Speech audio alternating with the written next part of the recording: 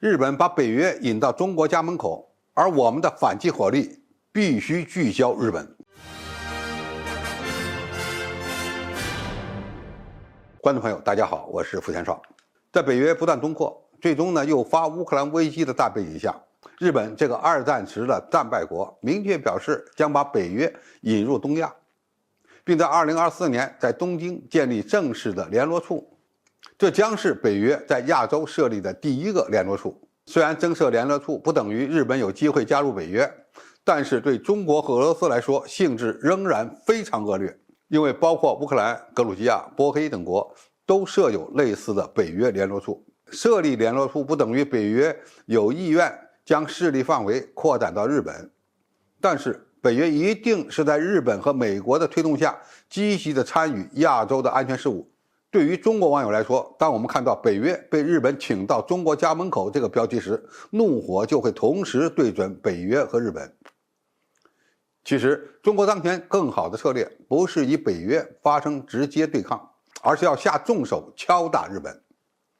首先，随着中国军事力量的进一步强大，日本的战略焦虑感就会进一步的加剧，它必然会拉着美国和北约来抗衡中国的军事压力。这似乎是历史发展的必然趋势，所以北约在日本建立联络处，就是我们未来不得不面对的一个问题。因为日本的不安全感与北约对中国崛起的焦虑，双方在这个问题上可以说是一拍即合。而且建立北约的联络处，只是增加了双方在一些问题上的交流和沟通机制，并不等于北约军事力量进入亚太，这是两个层次的概念。其次，北约有31个成员国，这些国家对于北约是否参加在亚洲的军事行动都有否决权，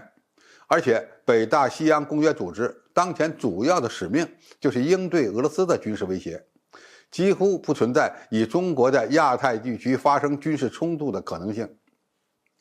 不管美国和日本如何推动北约与中国的对抗，更大的概率，北约与中国只是竞争关系，并不会对中国构成直接的威胁。而且北约国家之中，除了美国军队以外，也没有哪个国家的军队有实力对中国构成威胁。哪怕所有的北约国家的军事力量加起来跑到中国的家门口，也不是我们的对手。中国对待北约的最好策略就是以北约中的部分成员国发展更加稳定的军事战略互信，比如和法国军队开展互动，也就是说分化北约才是中国的上策。最后，日本引入北约力量只是增加对抗中国的筹码，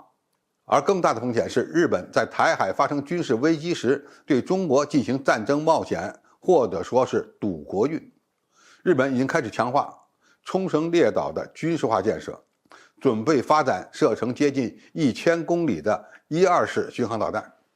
还计划采购400枚美国的战斧式巡航导弹。日本政客已经宣布台湾有事就等于日本有事，而且正在加紧通过允许自卫队主动打击敌方基地的法律。我们不能把日本的强军备战当成是作秀，对中国的威胁是实实在在的，我们必须采取有力的应对措施。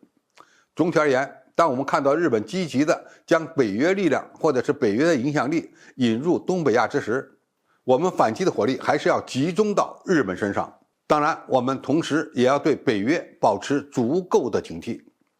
因为有备才能无患。好，今天评述就到这里，谢谢大家收看，我们下期再见。